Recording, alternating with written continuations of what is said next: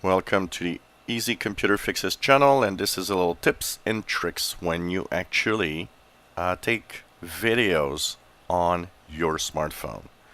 One of the biggest problems with videos on the smartphone is, maybe you've seen that on YouTube or different platforms, or you see vertical videos, and it's always annoying, because the sides are black and it's kind of weird. Well, your smartphone isn't meant to take a video vertically. It's meant to take a video in landscape mode. So the little tips and tricks today is every time you take a video, always put it in landscape mode. You'll have full videos, you'll have videos that will fit the screen, and you'll have better looking videos too. So it's a little tip that unfortunately a lot of people don't understand, and they tend to always take, vertically.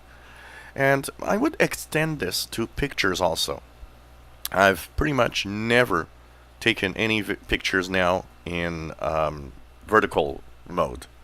Pretty much everything I do is landscape, because for the same reason as the videos, the landscape mode will mean pictures will actually fill your screen rather than be, kind of weird vertical type pictures. So,